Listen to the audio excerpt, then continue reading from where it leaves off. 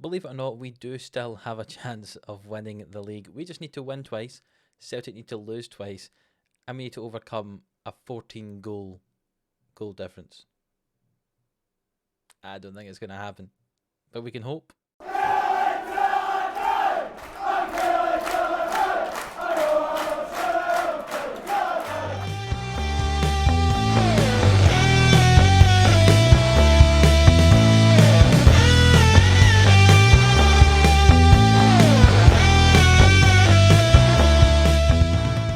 So yes, welcome back in to the Killie Boys here on the 11am Sports YouTube channel. Yes, you can see that we have got a chance of winning the league, but it's probably not going to happen.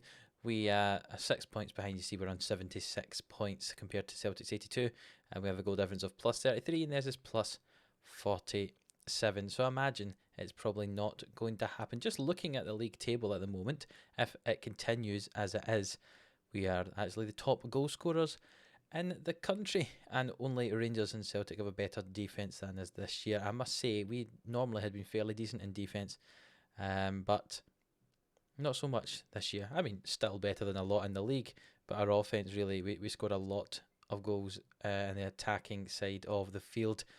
Struggled a little bit without Brophy's goals, kind of the second, third of the season, maybe third quarter of the season, just after Christmas, but doing quite well here. I'll show you what our results were from the first 3 games of the split here, while we sit here and dream that maybe we could win this league. But I think we're happy to have just qualified for the Champions League. As you can see, we're 15 points ahead of Hearts, no chance of them catching up, so we do have Champions League football for next year. So the 3 games we have played were a 1-1 draw with Hearts, Rodell Richards getting a penalty at the 75th minute to equalise there. A 1-1 draw was not a good performance from us.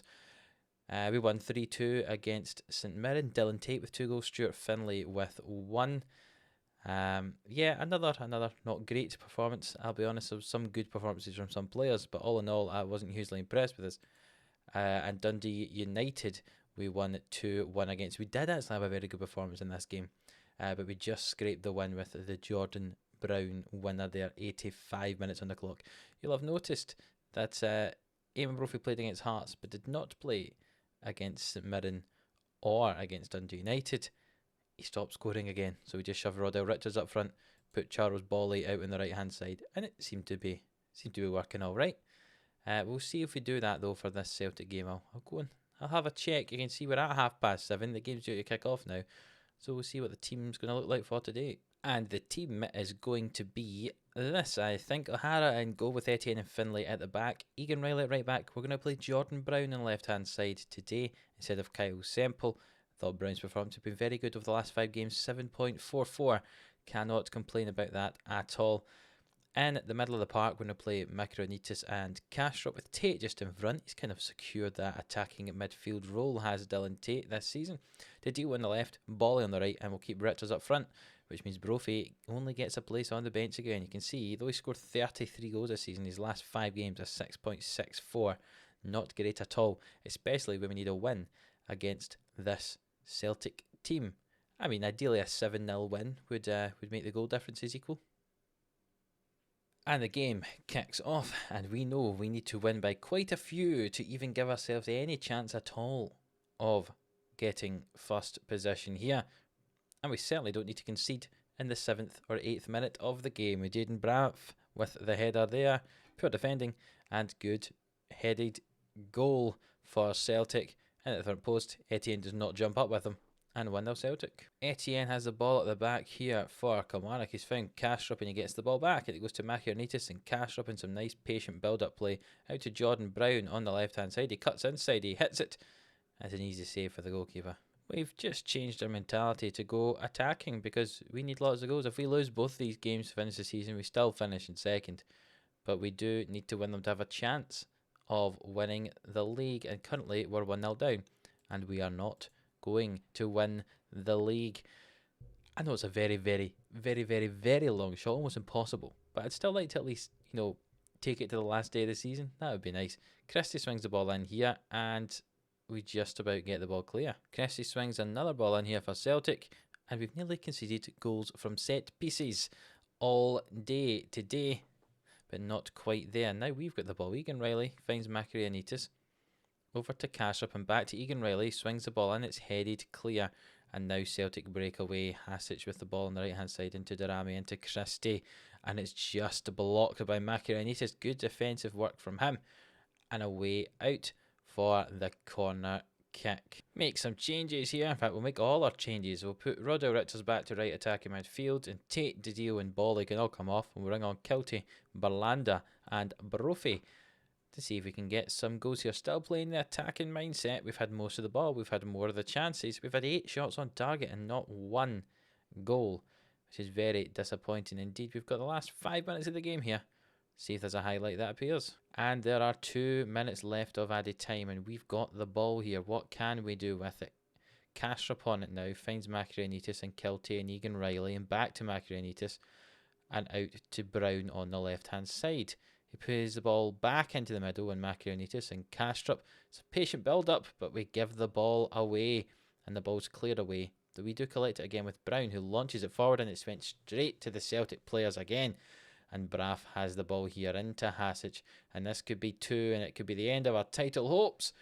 And it's just hit off the bar. I mean, there's only 1 minute left. It's the end of our title hopes anyway. I thought we're certainly not going to score 2 goals in the next minute, but a draw would be nice if we could get it. Berlanda has the ball on the left hand side here.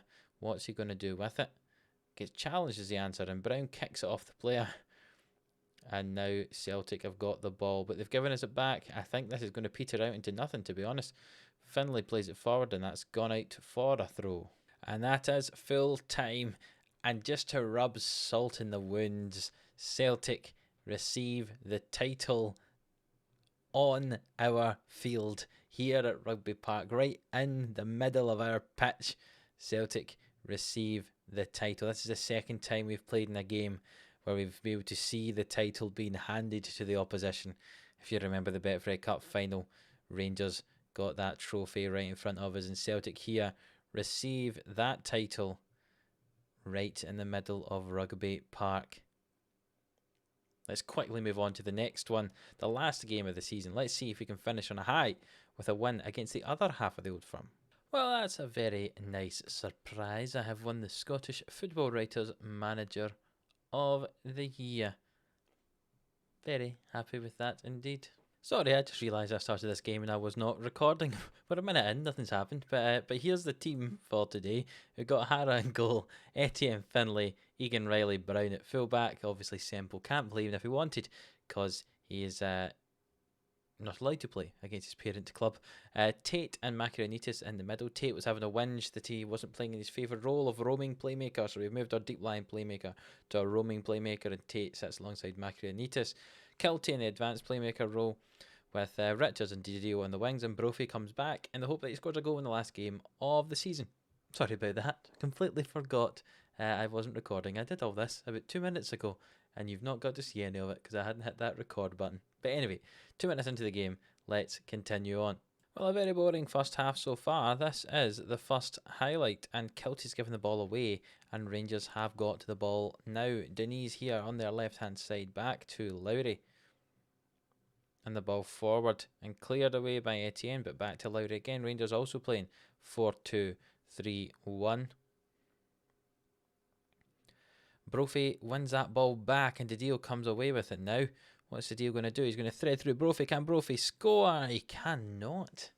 Continuing on his poor form that he had before. Didio swings in the corner, and that ball is headed away. And half time, and the score is 0-0. Very exciting indeed to finish off this season, isn't it?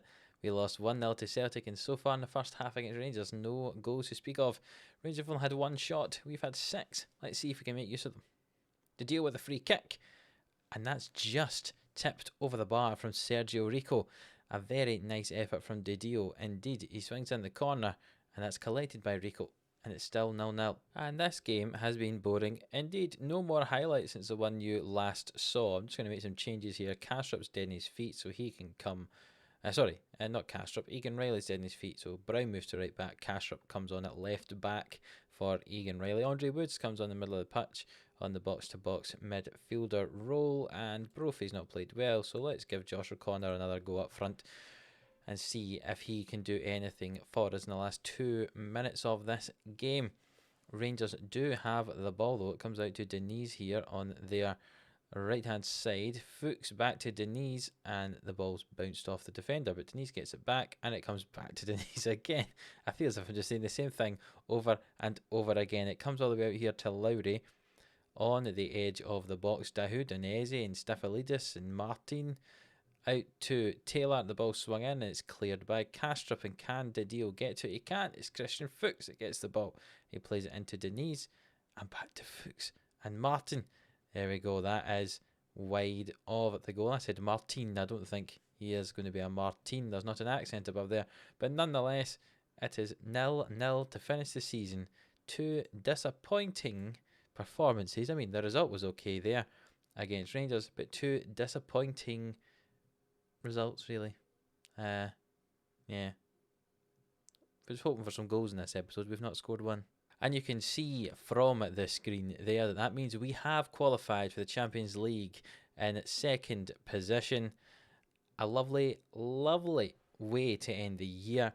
This time last year, we just had scraped into the top 6 and we were nearly sacked. This year, we nearly won the league. We had a bit of a title bid. We kind of fell off during the kind of second half of the season. But I was happy with this. All in all, better than we could have expected up there in second place.